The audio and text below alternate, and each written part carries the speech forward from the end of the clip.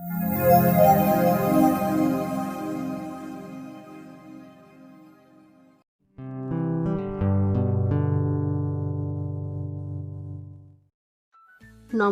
বন্ধুরা, গরমের দুপুরে পেটে শান্তি আর মুখে স্বাদ আনতে সজনে ডাঁটা দিয়ে মাছের এই পাতলা ঝোলটি অতুলনীয়। খুব সহজেই কিভাবে তৈরি করবেন চলুন দেখে নিই। প্রথমে একটি কড়াইতে আমি দিয়ে দেব পরিমাণ মতো তেল। তেল গরম হলে একটু লবণ দিয়ে মাছ ভেজে নেব। লবণটা আমি এজন্য দিয়েছি যেন মাছটা নিচে না লেগে যায়। মাছটা সুন্দর মচমচে ভাজা হবে। দেখুন আমি কিভাবে মাছটা ভেজে নিই। আমার এক পাট ভাজা হয়ে গেছে, আমি অন্য পাট সুন্দর করে ভেজে নেব। খুব সাবধানে আস্তে আস্তে ভেজে নিচ্ছি।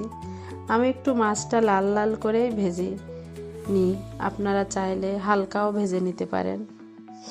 আমার মাছগুলো ভালোভাবে ভাজা হয়ে গেছে। এবার আমি এক এক করে উঠিয়ে নেব। তারপর কড়াইতে আর একটু তেল দিয়ে দেব আলু আর টমেটো।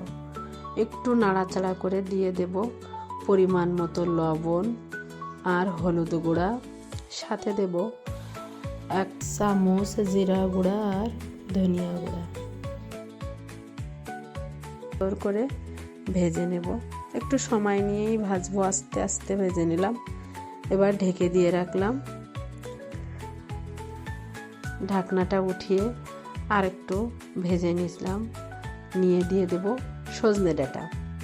সজনে ডাঁটা দিয়ে আমি আর বেশি ভাজবো না, অল্প সময়ে ভেজে দিয়ে দেব গরম জল। গরম জল দিয়ে একটু নাড়াচাড়া করে আবার আমি ঢাকা দিয়ে রাখবো। যতক্ষণ না ফুটে উঠছে ততক্ষণ ঢাকা দিয়ে রাখবো।